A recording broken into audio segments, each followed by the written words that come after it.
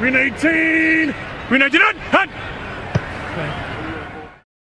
안녕하세요, 반갑습니다. 픽다입니다. 올해 리그의 모든 쿼터백 중에 가장 익사이팅한 선수는 다름 아닌 베어스의 쿼터백 케일럽 윌리엄스였습니다.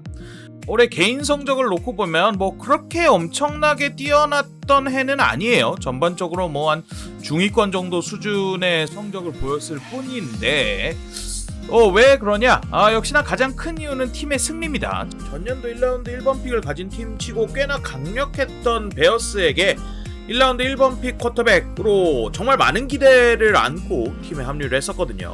근데 팀은 5승 12패에 불과할 정도로 성적이 좋지 않았고 본인의 개인 성적도 전반적으로 좀 최하위의 성적을 거두면서 굉장히 실망스러운 데뷔해를 보냈었는데 올해는 시즌에 앞서서 리그에서 가장 각광받는 코치 중에 하나인 신인 감독 벤 존슨과 함께 합을 맞추면서 더욱 기대를 모았었죠.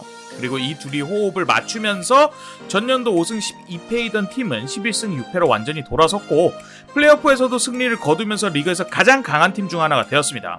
시즌 초중반 인터셉션과 턴오버들이 맞아떨어지면서 러닝이 강력하게 받쳐주면서 차근차근 승리를 쌓기 시작했는데 그 와중에 케일럽의 성적이 분명히 좀 나아지긴 했지만 그렇다고 25시즌을 돌아봤을 때 개인의 스탯이 압도적이었냐 하면 그렇진 않습니다. 리그 최하였던 색이 굉장히 좋아지고 패싱 야드와 터치다운 순위도 높아지긴 했지만 한때 엘리트 패서의 지표였지만 최근에는 한 해에 거의 한 10명씩 나오는 마의 4,000야드 지표를 넘지 못했고 여러모로 전년도의 그 끔찍한 모습에는 나아졌지만 1라운드 1번 픽에 어울릴만한 성적은 절대 아니었습니다. 하지만 굉장히 우리가 이 선수에게 열광할 만한 포인트가 있는데 바로 4쿼터 컴백, 즉 4쿼터에 만들어낸 역전승이 6번으로 리그에서 가장 많은 선수였어요. 4쿼터의 팀이 뒤처지고 있을 때, 즉 어쩌면 게임의 가장 중요한 순간에 이 선수가 보여준 집중력은 정말 어마어마한 수준이었는데 실제로 이번 시즌 본격적으로 감을 찾아가는 그 바이위크 이후의 게임들의 성적을 1에서 3쿼터와 4쿼터로 나누어 보면 한 10에서 20위권인 굉장히 중위권 정도의 성적의 모습이 탑5로 껑충 뛰는 걸 볼 수 있습니다. 패스와 러닝으로 나눈다고 해도 이러한 경향은 계속이나 유지되는데요.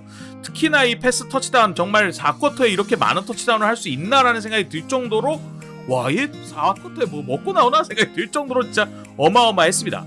개인적으로 시즌을 돌아봤을 때 벵갈스전이 저는 그 시작이었던 걸로 기억을 하는데요. 경기 종료 25초를 남겨놓고 41대 42로 지고 있는 상황에서 콜스텐 러브랜드에게 패스가 벵글스의 좀 아쉬운 수비와 함께 역전 터치다운을 만드는 걸 시작으로 그 다음 경기인 자이언츠전에서는 4쿼터에 5분 정도 남은 시점에 20대 10으로 10점 뒤처지고 있는 상황에서 자신의 다리를 중점적으로 활용하면서 필더를 전진하고 영거프 터치다운을 만들어내면서 24대 20의 역전승리를 거두었고요. 그렇게 쭉 폼을 올려가면서 벤 존스와 호흡을 맞춰가는 케일럽 윌리엄스의 그 클러치한 능력이 진짜 약간 터져나왔다, 리그를 충격에 빠뜨렸다라고 느끼기 시작한 점은 바로 16주차 디비전 라이벌인 패커스 상대였습니다. 16대 9로 뒤처진 상황, 경기 종료 2분도 안 되는 시점에 공을 건네받은 케일럽 윌리엄스는 수비가 전부 쇄도를 하는 듯 해놓고는 실선 수비 한 명을 뒤로 물리면서 함정을 판 건데 이걸 그대로 간파하고는 그 뒷공간을 노리는 기가 막힌 동진 터치다운을 만들어면서 게임을 연장으로 끌고 가놓고는 연장에서 살짝 빠지면서 칼바람이 부는 시카고 구장에서 어마어마한 롱패스를 뿌리면서 끝내기 터치다운을 만들어버리기까지 했죠. 그리고 그 후에 심지어 플레이오프에서 자신들의 디비전 라이벌인 그린베이 패커스를 한 번 더 만나게 되는데 여기서도 4쿼터 5분 정도 남은 시점 17대 16으로 여전히 뒤쳐져 있습니다. 포스 앤 에이스에서 이대로 게임이 끝날 상황에서 개인적으로 이런 패스가 있었나 싶을 정도의 어마어마한 패스가 나오는데요. 많은 오른손잡이 러닝백들이 가장 힘들어하는 왼쪽으로 돌아나가는 와중에 그것도 수비가 자기에게 프리로 쇄도를 하면서 거의 덮치기 직전인 상황에서 점프를 한 상태에서 수비 3명이 있는 사이로 떨구는 이 패스는 진짜 엄청났습니다. 카디악 베어스라는 어느 정도 심장병을 유발한다라는 말이 나올 정도로 4쿼터에 엄청난 집중력으로 승리를 계속하가던 베어스가 플레이오프에서도 그 모습을 보여준 건데요. 그 다음 경기인 플레이오프 8강전에서 케일럽 윌리엄스의 베어스는 또 한 번 4쿼터 2분 남긴 시점 17대 10의 공을 받는데 또 포스다운 상황에서 경기의 절체절명의 순간이 옵니다. 그리고 여기서 수비의 압박이 오라인을 완벽하게 뚫고 그의 정면으로 파고드는데 뒤로 물러나는 와중에 필드를 한번 힐끗 보고는 게임을 연장으로 보내버리는 어마어마한 터치다운을 또 한번 만들어내면서 그의 매직이 끝나지 않았다는 걸 보여줬죠. 그리고 연장에 들어가면서 기세가 타는 순간에 어처구니 없는 인터셉션을 하게 되는데 바로 앞에 오프닝 선수가 있고 세컨 다운일 뿐이었는데 욕심을 한번 부리다가 이게 참 치명적인 실수가 되면서 경기를 그르치게 됩니다. 이게 제가 참 너무 아쉬워가지고 플레이를 여러 번 돌려봤는데 리시버가 분명 수비가 없는 뒷공간으로 큰 거 한 방을 노리고 들어가는 움직임을 취하는데 반면에 케일럽은 리시버가 잘라 들어갈 줄 알고 앞쪽으로 공을 떨궜습니다. 경기 종료 후에 케일럽의 인터뷰에서도 두 선수가 한 페이지 있지 않았다라는 거를 얘기를 하기도 했었는데요. 근데 돌려보면 돌려볼수록 뭐랄까 이 공격 쪽의 실수라기보다는 최후방 수비에서는 캠컬이 진짜 어마어마한 슈퍼플레이였다라는 확신이 들게 되었습니다.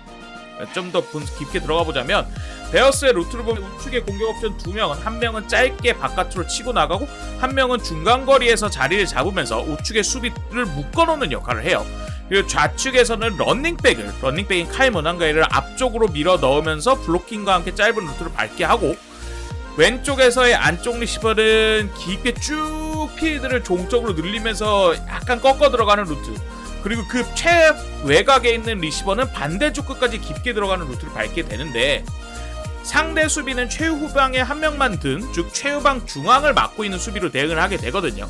서로의 포메이션과 공격의 루트를 봤을 때 케일럽의 입장에서 플레이가 시작하기 전에 가장 주요 깊게 공략할 핵심은 바로 이 최후방의 선수입니다. 즉 캠컬인데 무슨 말이냐, 이 2번 리시버가 최후방으로 깊게 돌아나가는 움직임을 취하면서 최후방 한가운데 있는 수비를 뒤로 끌고 들어가거나 아니면 최소한 그 자리에 묶어두는 게 베스트입니다. 그리고 이 상황에서 우측의 리시버는 이쪽 수비를 중단거리로 묶어두게 하고 바깥의 리시버가 오른쪽 깊은 공간에 빈 공간으로 파고들게 하는 게 가장 큰 핵심 포인트예요. 여기 공간이 그렇게 되면 굉장히 넓은 걸 우리가 느낄 수 있는데 플레이가 시작되면서 램스의 최후방 수비는 플레이 전에 아마 케일럽이 생각했던 대로 최후방 중앙에 그대로 머무르게 됩니다. 우측에서도 리시버가 수비를 잡아주면서 우측의 공간이 저희가 아까 말했던 대로 굉장히 많이 나는 딱 원하는 상황인데 이 상황에서 케일럽이 패스할 각을 잡자마자 바로 이때다 싶을 정도로 옮기기 시작하면서 리시버와 동시에 쿼터백을 보면서 어쩌면 리시버보다 더 빠르게 공의 방향대로 날아가면서 기가 막힌 인터셉을 잡으면서 경기를 거의 끝내버렸거든요. 이게 재밌는 게 좀 더 깊이 보자면 램스의 이선 수비를 보면 왼쪽에 있는 이선 수비가 플레이 시작과 함께 최후방으로 물러나는 걸 우리가 볼 수 있습니다. 그러면은 지금 최후방에 2명이 있잖아요. 근데 보통 최후방에 2명이 있으면 필드를 2명이 이렇게 고르게 나눈 형태가 됩니다. 근데 지금 보면 이 수비 전술은 여러모로 굉장히 좀 언밸런스한 상황이에요. 최후방에 2명 중에 한 명은 필드를 둘로 나눴을 때 정위치에 있고, 그렇죠? 그리고 한 명은 최후방을 한 명만 지켰을 때 정위치에 있는 듯한 모션을 취하고 있단 말이에요. 지금 이 딱 배치 구도가. 그래서 어쩌면 이거 고의적으로 상대방 쿼터백, 즉 케일럽한테 우리는 사실 최후방에 한 명만 있는, 흔히 말해 중앙이 닫혀있는 전술이고 우측은 너의 바람대로 이선 수비가 맨투맨으로 붙어 있어서, 즉 여기 우측 공간이 비어 있어 하고 함정을 파고 있는 거가 아닐까? 라고 생각을 좀 하게 됐어요. 왜냐면 그 튀어나가는 타이밍이나 이 모든 언밸런스한 구조나 이런 게 참 독특하다고 생각이 들었거든요.